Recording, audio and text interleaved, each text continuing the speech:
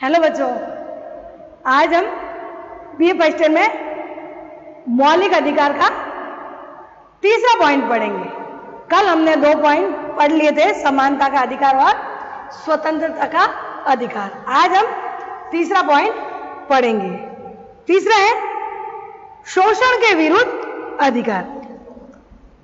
शोषण के विरुद्ध अधिकार, इसमें अनुच्छेद 23 से 24 2 अनुच्छेद पाए जाते हैं। 2 अनुच्छेद के तहत शोषण के विरुद्ध अधिकार। भारत में सदियों से किसी न किसी रूप में दासता की प्रथा विद्यमान रही है। पहले राजा महाराजा के समय में और अभी भी जायदार वगैरह, जागीरदार वगैरह जो बड़े बड़े सेठ है वो दास मतलब नौकर। अब तो नौकर रखते हैं तो क्या करते हैं, उनको सैलरी देते हैं, लेकिन पहले बंधुआ मजदूर, उनको कम पैसों में ज्यादा काम करवाना। इस दासता प्रथा को हटाने के लिए बात कही गई है, जिसके अंतर्गत हरिजनों, खेतिहर श्रमिकों तथा स्त्रियों पर अत्याचार किए जाते हैं। संविधान के अनुच्छेद 23 और 24 द्वारा सभी नागरिकों को शोषण के विरुद्ध अधिकार प्रदान किया गया है।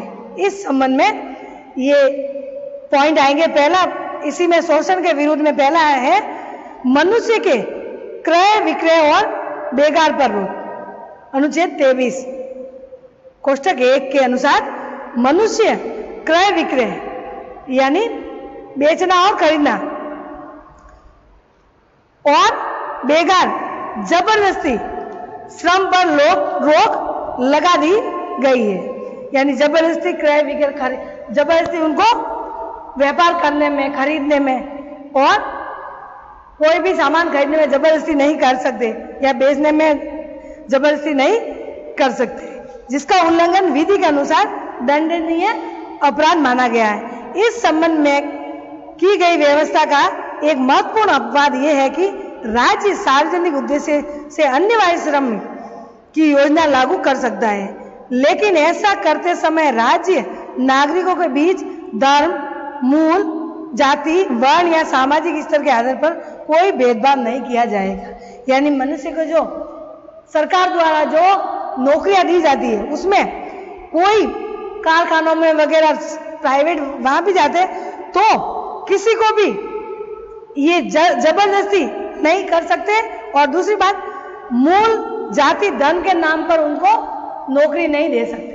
सभी को समान मानकर, समानता का अधिकार है, समान मानकर उनका नौकरी दे सकते हैं और घंटे के हिसाब से उनको क्या कहते हैं, सैलरी देंगे। इस हिसाब से ये बात इसमें आई है।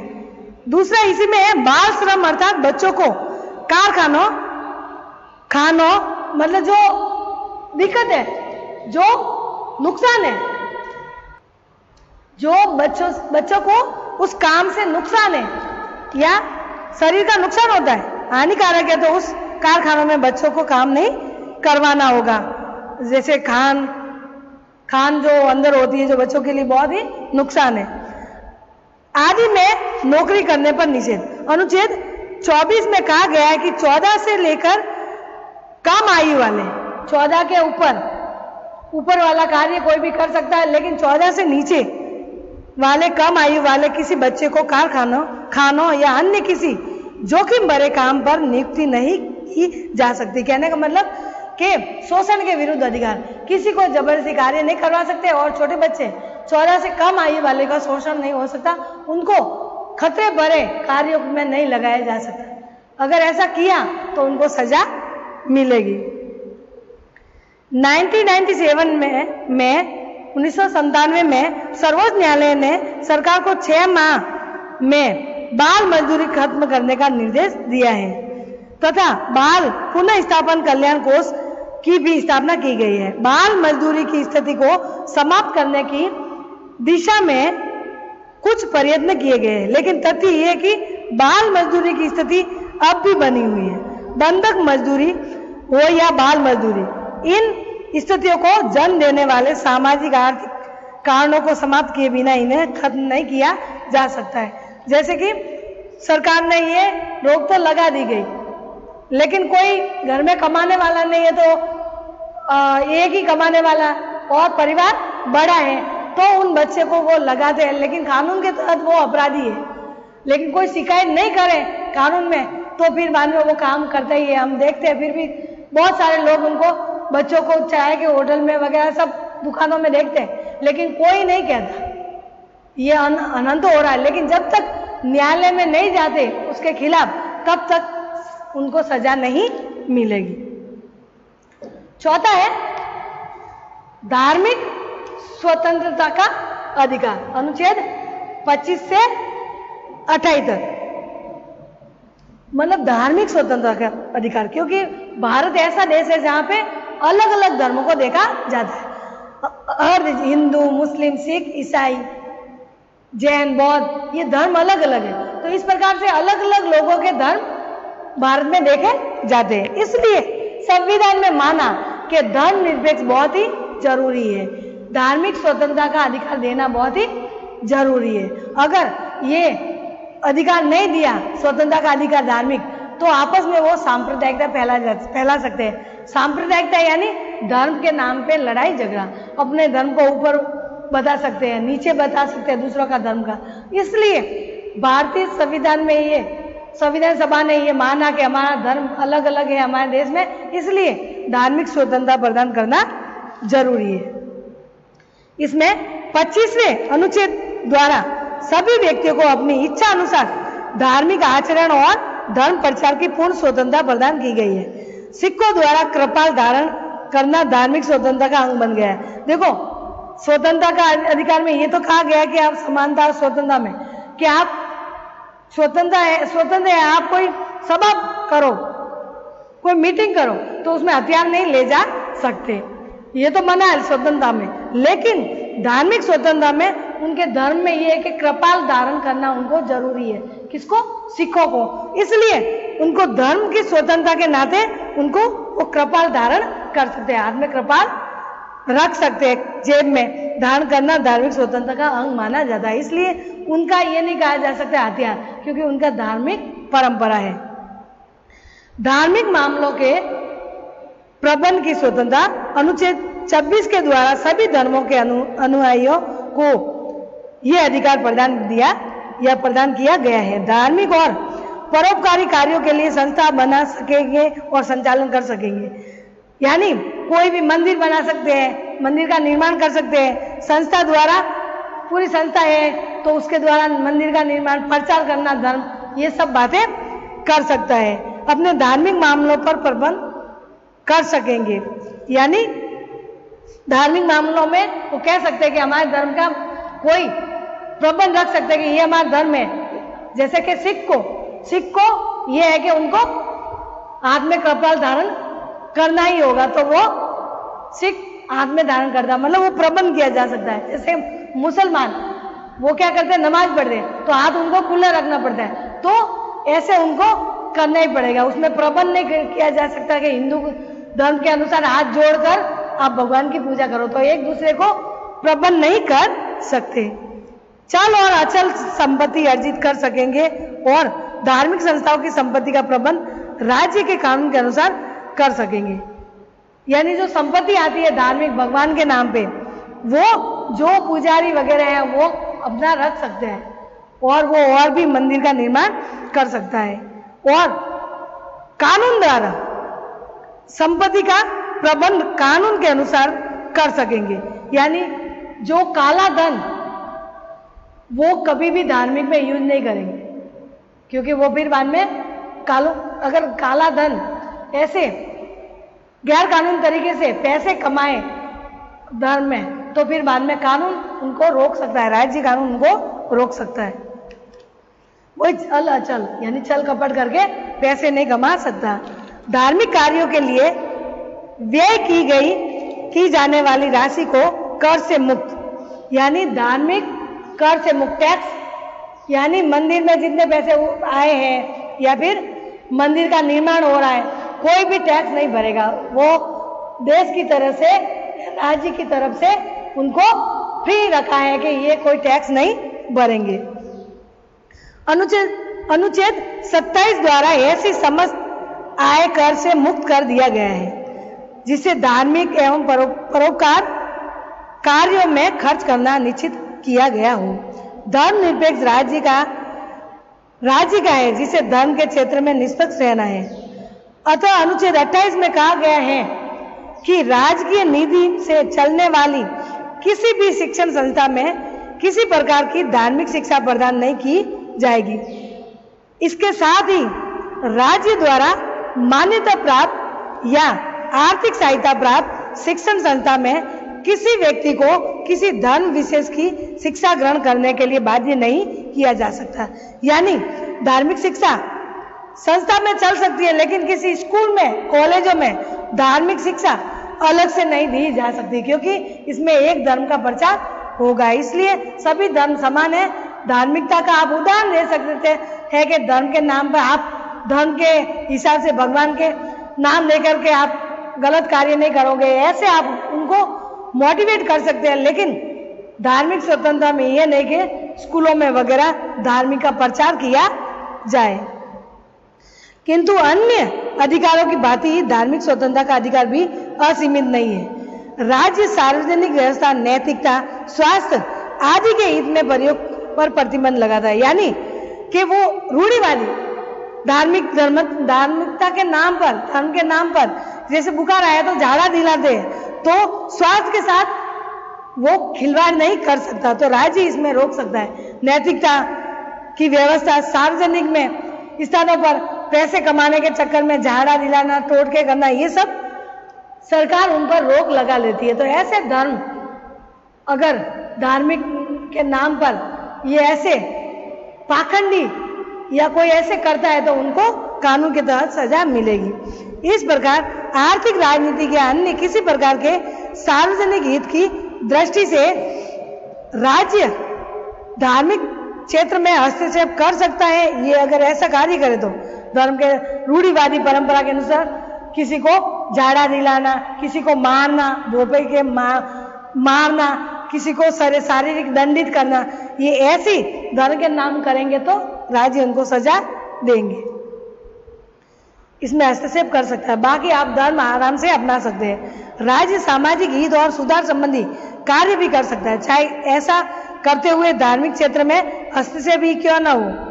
सामाजिक सुधार, बलि प्रथा वगैरह सब बंद कर दिए, तो किसी की जान जाती है धार्मिक धर्म के नाम पर, तो राज्य सरकार उस पर या केंद्र सरकार उस पर कानून लागू कर सकती है या सजा दे सकती है। इस प्रकार सार्वजनिक हित की दृष्टि से उचित प्रतिबंध के साथ संविधान के अंतर्गत सभी व्यक्तियों को धार्मिक स्वतंत्रता प्रदान की गई है। पांचवा मौलिक अधिकार है संस्कृति और शिक्षा का अधिकार। संस्कृति और शिक्षा का अधिकार, अनुच्छेद 29 से 30 तक। इसमें नागरिकों को संस्कृति, क्योंकि हमारे धर्म की तरह, भारत में धर्म की तरह संस्कृति भी अलग अलग है, तो संस्कृति एक ही अपनाने के लिए कहे तो हमारी एकता में लड़ाई झगड़ा हो सकता है, इसलिए संस्कृति का अधिकार भी दिया गया है।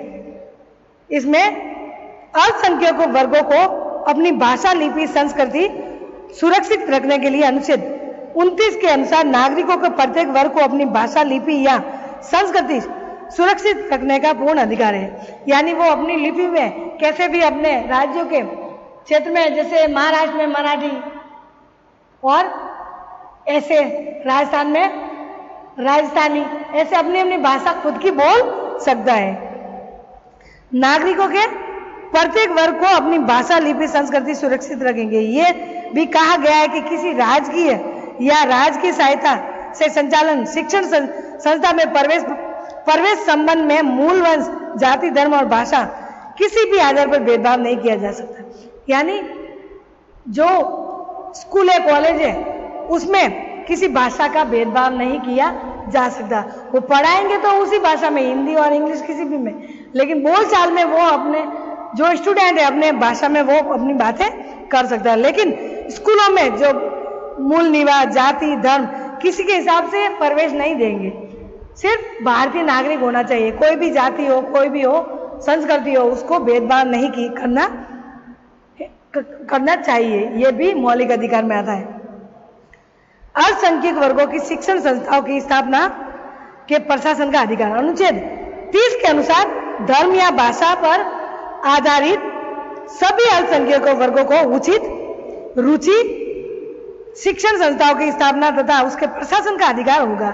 यह भी व्यवस्था की गई कि शिक्षण संस्था को अनुदान देने के राज्य इस बारे में भेदभाव नहीं करेगा, वे धर्म या भाषा पर आधारित अल्पसंख्यक वर्ग के अधीन हैं। यानी अल्पसंख्यकों को शिक्षा क्षेत्र में वो अपनी अलग से खुद की स्कूलें खोल सकते हैं, संस्कृति उनको सिखा सकते हैं, शिक्षा भी सिखा सकते हैं। जैसे नमाज पढ़ाना मुसलमानों का, तो उनकी नमाज पढ़ने के लिए अलग से उनकी शिक्षा कर सकते हैं, लेकिन नमाज दूसरे सरकारी स्कूलों या कॉलेज में नहीं पढ़ाई जाएगी।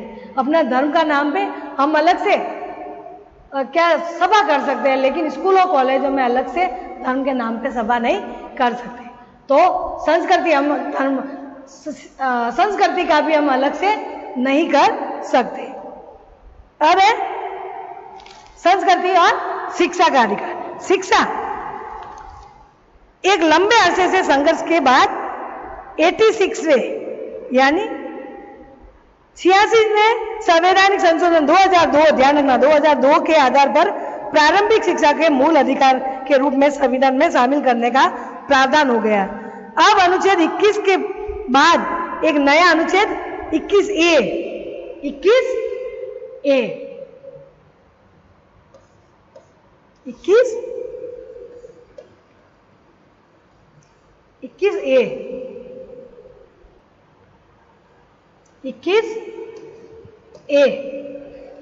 के रूप में जोड़ दिया गया। किसको?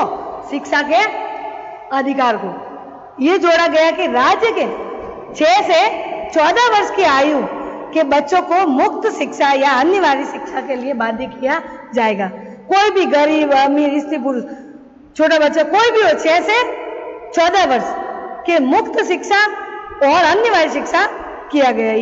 ये प्रावधान किया गया है। इस प्रावधान को यदि पूरी निष्ठा के साथ लागू किया जाए तो 2010 तक देश की शिक्षा के क्षेत्र में क्रांति आ सकती है। इस प्रकार से स्कूल बच्चों के शिक्षा सुधारने के लिए ये कार्य किया गया है। लास्ट है संवैधानिक उपचारों का अधिकार। संवैधानिक उपचार, ये अधिकार नहीं है, तो ये 5 अधिकार काम के नहीं है, क्योंकि इन उपचार यानी इनमें जो प्रॉब्लम आ जाए तो ये सुलझाएगा संवैधानिक उपचार अधिकार। ये चारों का महत्वपूर्ण है, अगर ये नहीं तो चारों कोई काम के नहीं है। तो संवैधानिक उपचारों का अधिकार, इसमें भीमराव अंबेडकर ने कहा था कि ये संविधान की आत्मा है। संविधान, ये अनुच्छेद 32 संविधान में मूल अधिकार का उल्लेख से अधिक महत्वपूर्ण, इसे क्रियान्वयन करने की व्यवस्था के बिना मूल अधिकार अर्थहीन सिद्ध हो जाता है। इसलिए संवैधानिक उपचार अधिकार को स्थान दिया गया है। इसका तात्पर्य नागरिक अधिकारों को लागू करवाने के लिए सर्वोच्च न्यायालय की शरण ले सकता है। यानी कोई अधिकारों का हनन करे, वो अधिकार छीनने की कोशिश करे, तो संवैधानिक उपचारों के तहत कहा जा सकता है? न्यायालय में जा सकता है। न्यायालय की व्यवस्थापिका द्वारा निर्मित सभी कानूनों और कार्यपालिका के कार्यों को अवैधानिक घोषित कर सकता है। यानी अगर ऐसे कानून संविधान के विरुद्ध या मौलिक अधिकार के विरुद्ध कानून बना दे कार्य व्यवस्थापिका, तो वो अवैध घोषित कर सकता है। कौन? सर्वोच्च न्यायालय, जो मूल अधिकार के विरुद्ध है। संवैधानिक उपचारों के अधिकार में ये बात बताई है। पहला अधिकार है बंदी प्रत्यक्षीकरण, यानी स्वतंत्रता, व्यक्तिगत स्वतंत्रता के लेख में सर्वाधिक महत्वपूर्ण है बंदी व्यक्ति की बंदी प्रत्यक्षीकरण। बंदी प्रत्यक्षीकरण में यह भी अधिकार है, ये अधिकार पहले भी पढ़ चुके हम, कि बंदी प्रत्यक्षीकरण में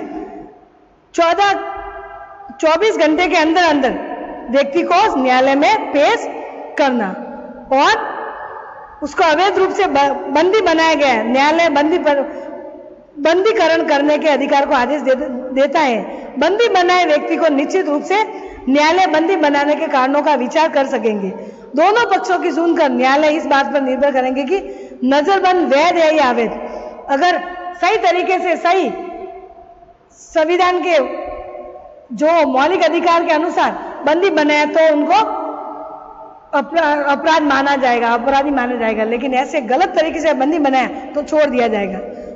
परमादेश, परमादेश यानी परम आदेश का लेख उस समय जारी किया गया जब कोई पदाधिकारी अपने सार्वजनिक कर्तव्यों का निर्वाह नहीं करता है, तो आज्ञा के आधार पर पदाधिकारी कार्यपालिका का आदेश या कार्य कर्तव्य पालन का आदेश जारी कर सकता है। यानी उनका जो पदाधिकारी है वो सार्वजनिक कर्तव्य नहीं निभा रहा है तो वो परम आदेश से दे सकता है। कौन? न्यायालय।